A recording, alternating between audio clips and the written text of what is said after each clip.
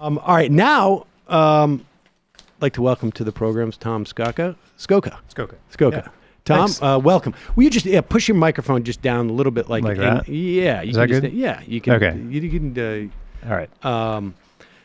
Tom is the new political editor over at Slate. Slate.com, I guess we call it, right? Yeah, I don't call it Slate Magazine anymore.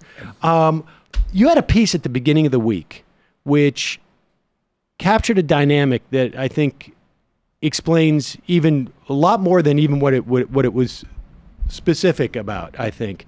And it's basically that there seems to be sort of like Cohen centric circles that are going on here that are not terribly different. And I let me just preface this by saying that there was a moment, I think it was after Donald Trump had, in between the Send Her Back rally and his initial tweets about Ilhan Omar, where Bill Barr came out.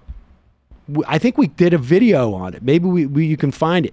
Bill Barr came out and basically said exactly what Donald Trump had said, but just said it in the way that was more polite in some way. But every sentiment was there. Mm-hmm. And it was a little bit more generalized and it was a little bit more arm's length.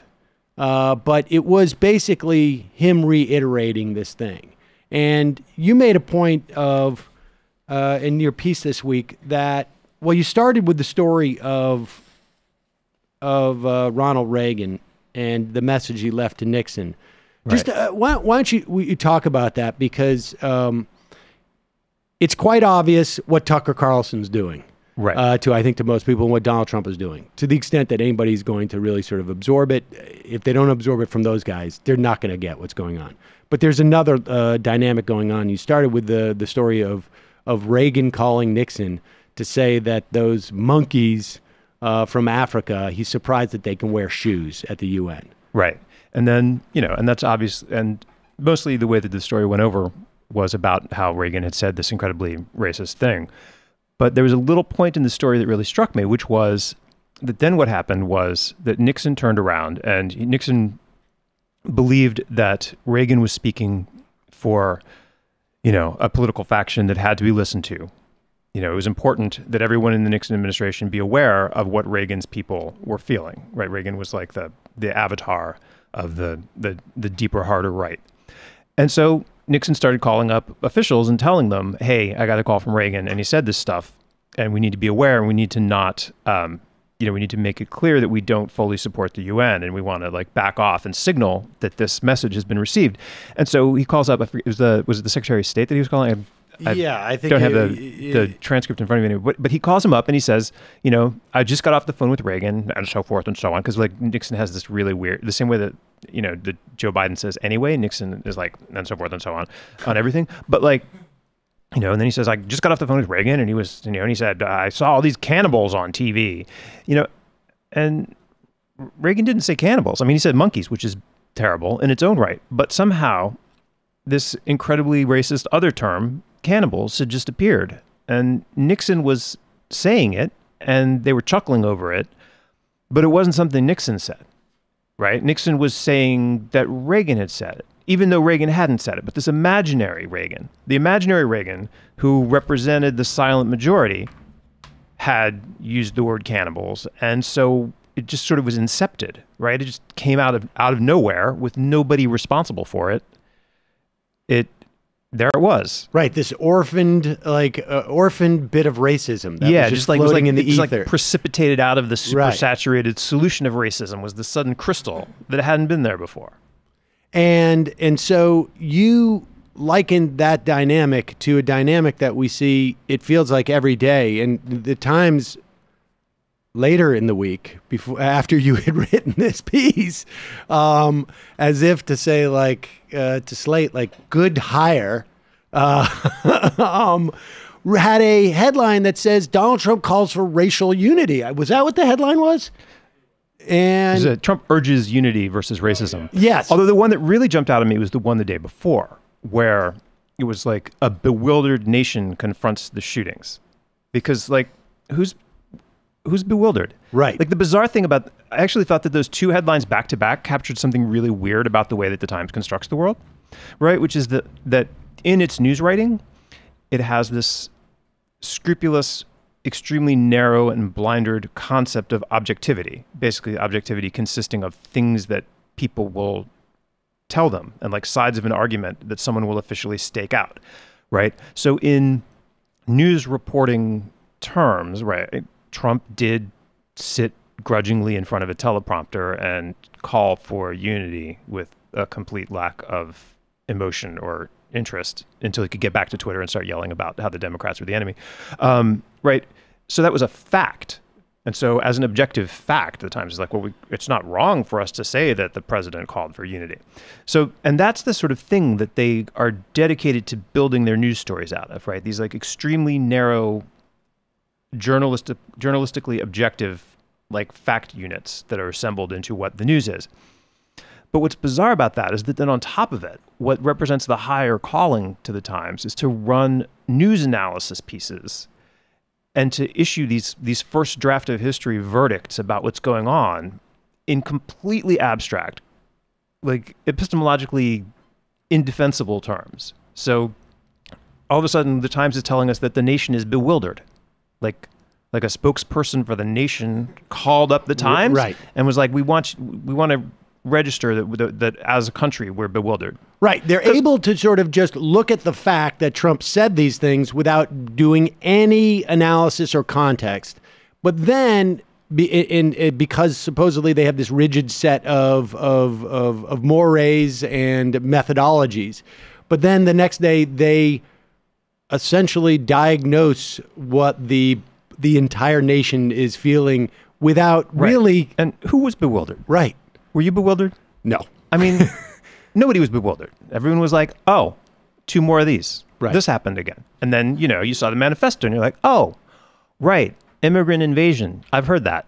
I've heard people talking about the immigrant invasion. I guess this guy was listening to the same people. Like it was terrible and it was shocking that it happened, but there was nothing really confusing about it, unfortunately. It was rather straightforward. 6 months ago, I don't know when it was, when we would play clips of Laura Ingraham and Tucker Carlson saying invasion, we were just sitting here going like, how do people hear this and not take up arms?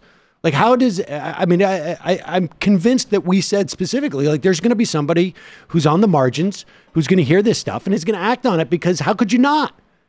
Yeah, it's an invasion, you're being told. Exactly. So. And so the bewilderment, and then it goes a little bit further with some of their opinion writers.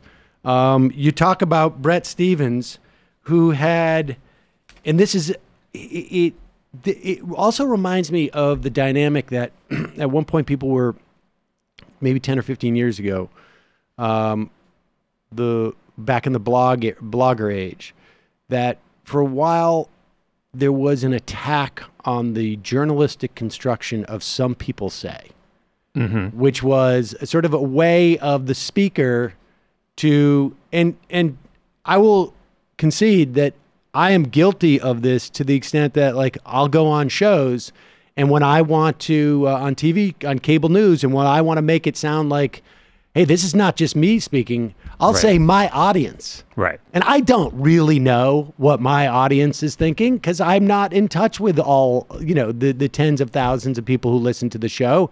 They don't, I hear from some, right. But I'm taking a guess, but it gives me some authority. At least I'm blaming the audience. I'm not making it like some. Right. But here is Bret Stevens, and let me just read what he wrote, and then you can talk about.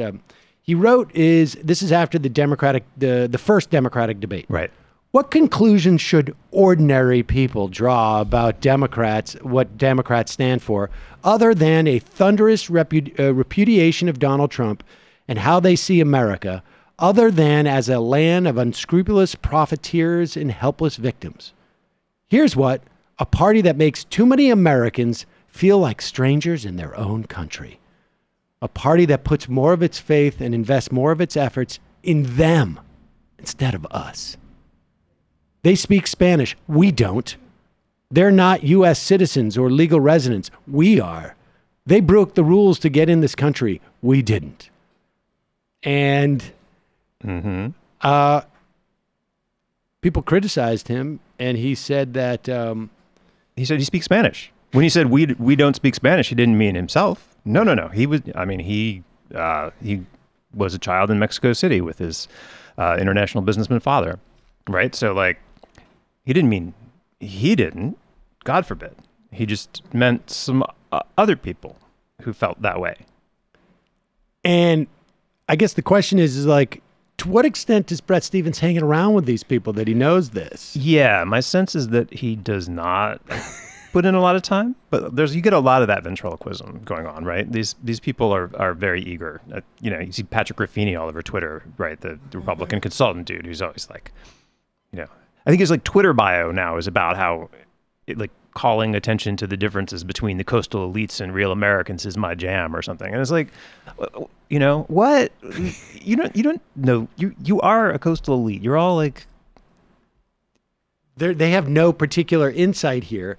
But the point is, he's carrying this message without having to own it. Yeah, he was super offended when people were like, hey, that's an incredibly racist thing you wrote. You know, because it's not his racism. It's like cannibals. It just appeared because he was talking about what the real people believe. Well, this is, I mean, there's some parallel on some level to like when comedians or people comedically sort of do a parody of, but that parody, we should say, is a critique.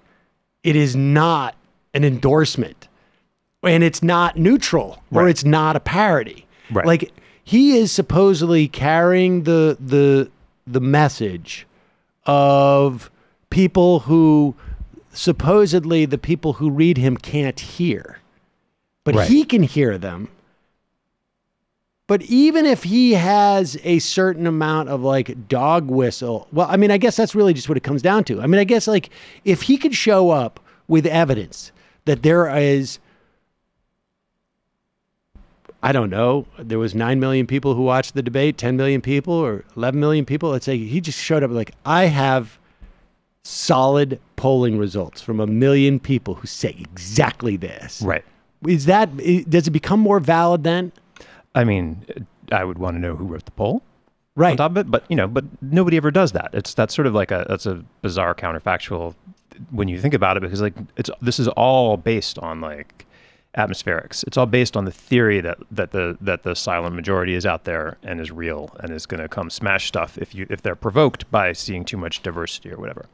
And the one particular piece of his ventriloquism in that column, which is amazing. So I think he turned around and he has a column right now that he's flogging about, where he's denouncing Trump xenophobia. And he's saying like, absolutely, there's a direct link between the terrible language our president used and, the carnage. And like, yes, that's true. I'm glad you're saying it. But like, you wrote a column expressing this whole strangers in our country thing, right? People feel like strangers in their own country. Andrew Sullivan in New York Magazine did the same. I feel like a stranger.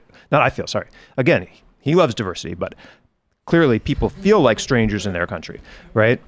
And, that's verbatim. You can chase straight up the line to Tucker, right? Tucker doing his segments on people who feel like strangers in their country. And like, why do they feel like strangers in their country when Tucker and Laura Ingraham are talking about it? Because they are aware. I mean, they're not even necessarily encountering them where they live, but they are aware that there are people in their country who don't look like them, and that's freaking them out, right? Right. I mean, this is like the story of the folks living in like Minnesota, and they're afraid that the caravan is going to come and take their vacation home. They're going to occupy their vacation home in Minnesota. Right. And the other thing about this, right, is that all these, when you're talking about the people who feel threatened by diversity, what you're doing is you're making the entire conversation be about an intra-white people discussion, right? The thing about diversity is people. When you have like Ross Douthat at the Times writing about how social cohesion decreased since 1965, what he's saying is that the people who arrived in the United States after 1965, after the near total bans on Asian immigration were lifted, to him they're somehow lesser than the regular Americans. Regular Americans have valid feelings when they object to the presence of these other people who are residents and or citizens and live in this country as much as anyone else does. Like that's, it's this fundamental decision to continue to treat the white America as the natural default at a time when, it's the white Americans who are practicing real ethnic identity politics to the exclusion of other things. I'd also argue that there may have been other things in 1965 that may have also decreased the social cohesion. Certainly were. Like the fact that we allowed black people to vote. I mean, that we being a country and the whole white idea, people said, like, we're going to allow black people to vote now, and that's going to break things up a little bit for us. Yeah, the idea that the country was stable and cohesive from the Great Depression through 1965 is a hell of a story to tell yourself. Right, exactly. I mean, if you're willing... It's a hell of a story to tell on yourself. Yeah, for who? If that's the story you're telling. Right. Well, it's really... I mean, this is what it's all about. It's like, I'm going to draw some lines within the country and say that's the country. Yeah. Right? And it's like... And I'm going to choose a demographic and say that's the baseline of normalcy. And anything that deviates from that is abnormal in some fashion or is in some way different. And it has to be justified and has to be perceived from the point of view of my assumed homogeneous real America. Right. There's a Times reporter who he keeps embarrassing himself on Twitter so much that he actually got in trouble for it, right? Oh, I saw this. Yeah, this is the guy who said, Jonathan like, Weissman. those aren't Midwest values. Right. So, like, he ended up following this chain of thought where first it was people were saying, well, actually, Representative Omar is... just back up and remind Minnesota. people, because I'm not sure, I don't know how much we talked about that over the week. It was part, there's this whole business of, like, whether... These Congress people represented, were an affront to America, right? By their existence. If the squad was, right? And this, and so people were pointing out that like these people represent districts in the Midwest. Midwestern voters support them. They, there's the mythic Midwest is in fact a place that supports these people. And so this guy who's a reporter for the Times gets on Twitter and he's like, "That's not the real Midwest." So it came from there it is. Waleed Shahid, who is from the Justice Democrats, right? He was remarking on something that, a lot of people have noticed, that we're supposed to take advice from Claire McCaskill on how to win in the Midwest, even though her experience has been that she did not win in the Midwest. Right. Now, I think that there's a lot of valuable lessons that come from losing, but the lessons that she's promoting are the ones that she lost on. So I don't think she's actually gained any lessons. Anyways, so Waleed said... free stuff from the government does not play well in the Midwest, says Claire McCaskill. One, Rashid Tlaib and Ilhan Omar are from the Midwest, and two, Medicare and Social Security are both technically free stuff, and they play very well. And then Jonathan Weissman from the New York Times. And, like, it's one thing, I think, for if, like, you're sitting and you're looking at Twitter and you're going, like, this guy. It's another where you're like, I've got to jump in here. Right? Like, I mean, the impetus to do that is like you have to have a tremendous amount of self-assuredness, and you've got a bone to pick here. And he goes, saying that Tlaib and Omar are from the Midwest is like saying Lloyd Doggett, Democrat from Austin, is from Texas, or John Lewis from Atlanta is from the Deep South. Come on. Yeah. Now, it's hard to know which part of that sentence is the most offensive. But I kind of think you got to land on John Lewis not representing the Deep South. I think that's probably. I think the son of sharecroppers who got his skull busted in the civil rights movement is generally understood to represent the Deep South. His experience of the Deep South is necessarily, I mean, this is the thing that people have to understand here with this type of construction. And it's the same thing with what you talk about with Bret Stevens here, or Ross Douthow, or Sullivan, is that they're not just representing what they think is an ideology. They are also enforcing this notion of where the norms are. Right. That define something greater than what these people believe. They defined what is the baseline. It's like, someone saying like, well, I voted for Barack Obama, but I'm not going to have two non-normal presidents in a row. You can't have another woman there. It's like, it's not just reiterating that these people did not want to vote for a black person and a woman because they wanted a white male. But it's also saying that the white male is what is normal and not even normal, like normative. Right. And this is, again, this particular example gets super pernicious, right? Because, obviously, John Lewis embodies the Deep South rather than being excluded from it. But this idea, right, that Atlanta is not real Deep South politics, that there was just an election down in Georgia, and a lot of people got kicked off the voting rolls, right?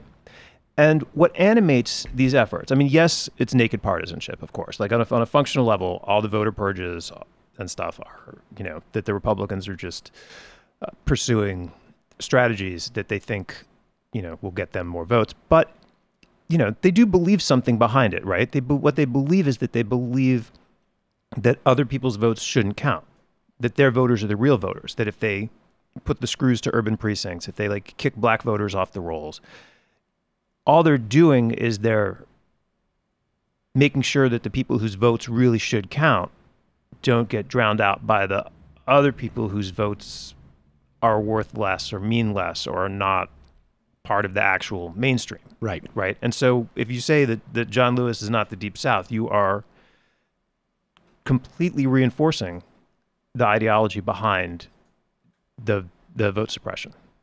Right. You're saying the experience of black people in the Deep South who have been there and can tie their roots to that area for as long as anyone is just fundamentally worth less. And the thing is, this guy doesn't even think it's an opinion. He doesn't think, right? The Times people are supposed to be circumspect about what they that's what I mean. Like, this guy's getting out there. He thinks this is like being an the sun analyst. is rising. Is this guy like a right-wing op-ed writer or something? No, he's a political editor. Jesus he's a Christ. guy. So to him, this is analysis. This is just sort of an objective account of what he sees on the American scene. And it's particularly sort of striking when you think that I'm trying to get into his head and trying to assess, by what even being the most generous interpretation of what this guy thinks is. I just paint with really broad brushes, and all I'm talking about are the political forces that are that have and do define these regions, and that's what he's thinking in his head. But that also ignores the fact that, if there wasn't that voter purge, it's very likely that Stacey Abrams would have been the governor there. Right. And it's hard to imagine him saying, changing his notion of the Deep South based upon those facts. It's pretty stunning. He's just basically adding a little bit to the scales in his general analysis because he's talking about white people. Right. Yeah. And it's, the whole sort of the way that American politics and American political discourse are haunted by the specter of 72, is all about this belief that this voting bloc, the people that Reagan represented, the people that he's conjuring as the real Deep South, the people that Bret Stevens imagines saying it's us against them, that this bloc is too powerful to be defied. Right. That you have to reach an accommodation with however many people do think like that, because if you don't, then you're going to be defeated by the will of the people. Right. It's like they're going to get angry because you've provoked them. And that's, so one of the things that Ross Douthat wrote, there's an earlier column where he was arguing, or I think he made that social cohesion argument when he was saying that the Democrats needed to be willing to bargain with Stephen Miller on immigration. you know, and he's like, you have to recognize that all the previous immigration negotiations have gone on between Republicans who support immigration and Democrats who support immigration.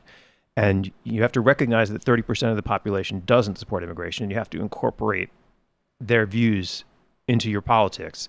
And it's just like, but you can't average out xenophobia and non-xenophobia to reach like an acceptable policy middle, right? If 30%, like, it's horrible that 30% of Americans feel this way, but you can't like drive away a certain number of immigrants. It's binary. You're either right. And so, and also, you know, I mean, what other examples do we have where we like stop the train? Hold on, we only have 66% on board. We gotta like, if anything else, if you have those kind of numbers on one side of a question, then the other side of the questions has got to go away. Because like that's not. But instead, you know, their views have to be.